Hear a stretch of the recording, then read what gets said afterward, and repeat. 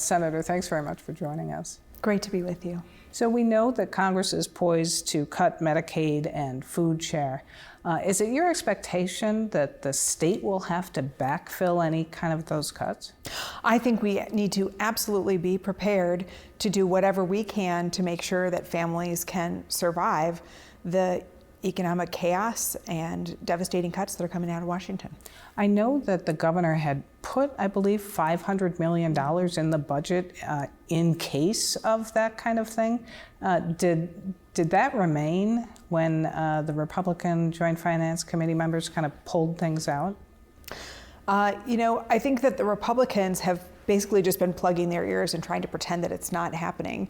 And what we do know is that almost a third of the state budget is money that comes from the federal government. So there is no way that we can be fully prepared for whatever cuts come down. And certainly the scale of the cuts are going to be devastating to every Wisconsin family, whether it's nutrition support, food share, educational funding, transportation, public safety, and then of course healthcare.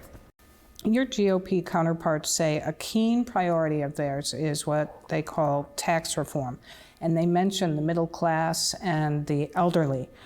Do you expect compromise around tax cuts in the state budget?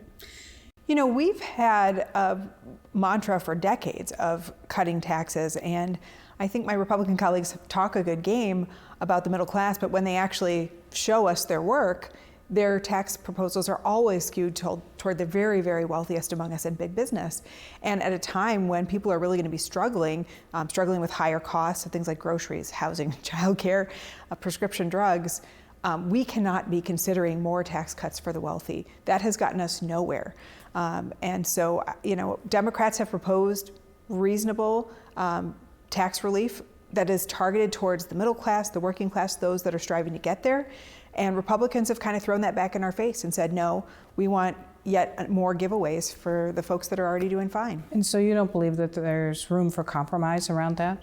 My hope is that there would be, but I just haven't seen a lot of evidence of that. I mean, I think the compromise position would be what Democrats have continually proposed, which is let's scale that tax relief and tax reform to the people who actually need it, rather than just continuing to double down on giving more money away to the wealthiest, as our schools, our universities, and our healthcare infrastructure are all struggling for funds. What are Democratic members' priorities?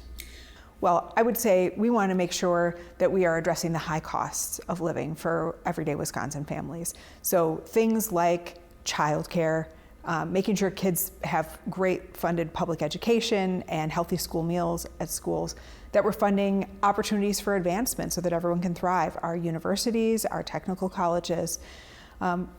These are the things that make Wisconsin a good place to live, and we have to be prepared to fund those things. That's also what we heard as we traveled around the state and listened to people's public input. The number 1 and 2 issues that people cared about were K-12 public school funding and childcare. And we haven't had budgets that have met the moment, and now it is past time for our kids to get what they need. We know that the governor's budget included $450 million to continue the Child Care Counts Child Care program, but that was one of the some 600 provisions pulled out by Republican members of the Budget Writing Committee. What happens in June when the federal subsidy for that goes away if the Republican majority budget writers don't do something around that? Well, we've been in a childcare crisis for a long time in this country, even before COVID. But Child Care Counts stopped the losses, it stopped the closures because it put more money in classrooms and teachers. This is really a supply problem. There aren't enough childcare slots to go around. In many places, there are 2, 3, 4, even more kids that need a slot for every one that's available because teachers can't afford to stay in early childhood. They can make more at a fast food restaurant or at a gas station, starting wage, than they can with a bachelor's degree in early childhood. And it's because parents can't afford to pay more. So this is where we do need the state to step in as we did with Child Care Counts, and help close that gap so that the most talented and dedicated early childhood educators can practice the profession that they love and that our kids get what they need at a price that parents can afford. Because what happens if we don't contribute toward that? We're going to see massive closures of child care centers. We're going to see parents completely unable to get a slot, and the few that do are going to be paying even more than they do now. And a lot of people, if they have a kid, they're paying more for their childcare than they do for their housing. My husband and I, one year, had 2 kids in college at the University of Minnesota, and we spent less on those 2 kids than we did for our baby in daycare.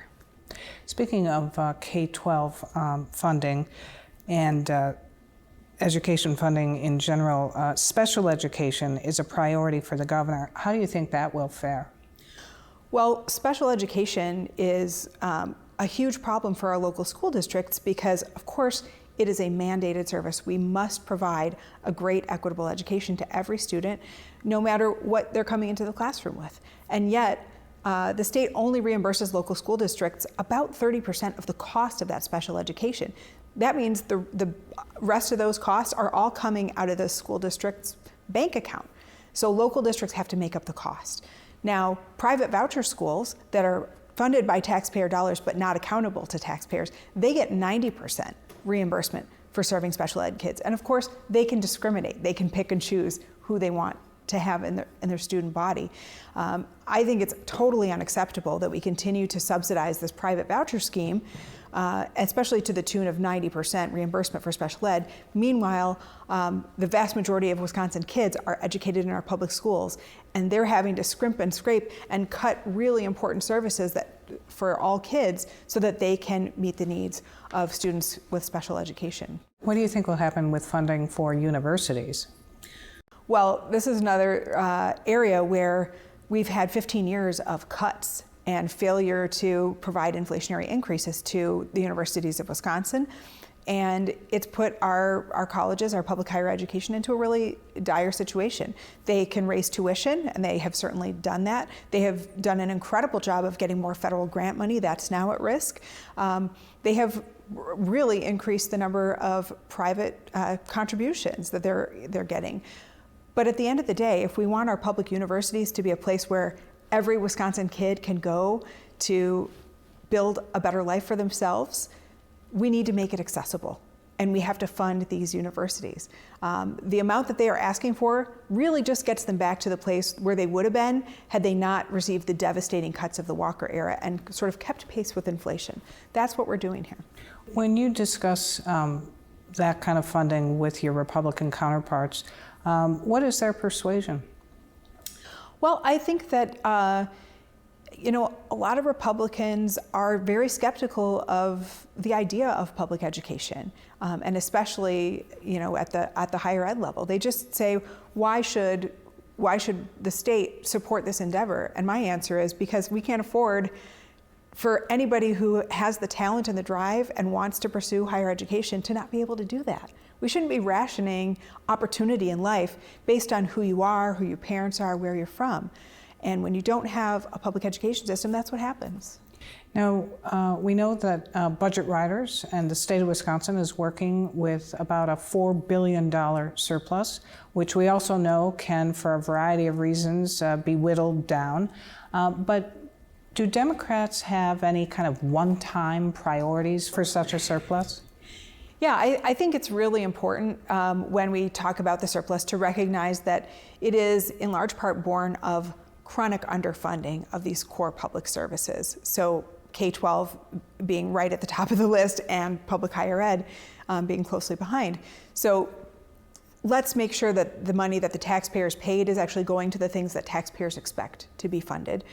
We also want to make sure that things like building projects and when we borrow money, that we're doing it in a fiscally responsible manner. So there are things that we can do with one-time money that will help create future revenue sources and will help the state's bottom line moving into the future. Funding for childcare is a great example of that because the return on investment when 90% of brain development happens, that birth to 5 period, is enormous, right? I mean, we could stop building prisons if we were investing in early childhood education. But think about the workforce impact too. every child that can't get into childcare, that means a parent is out of the workforce. And our tax collections are going down. Our entire economy is slowing down. So we should be prioritizing things that help the state's bottom line, not just now, but into the future. Is it your sense that the Republican majority is kind of emboldened by what's happening in Washington with DOGE cuts and others from the administration? I think that they have a lot of different perspectives. I think there's a lot of infighting right now amongst the Republican caucus here in Wisconsin.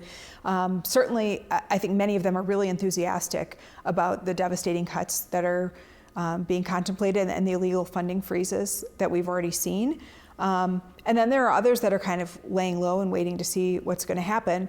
But I can tell you that not one of them has focused on how can we help mitigate the harm that is happening to Wisconsin workers, to families, to kids, right? We have seen them offer no proposals and spend very little time, on any floor session or in any committees thinking about how are we going to lower costs for families, for groceries, for utility bills.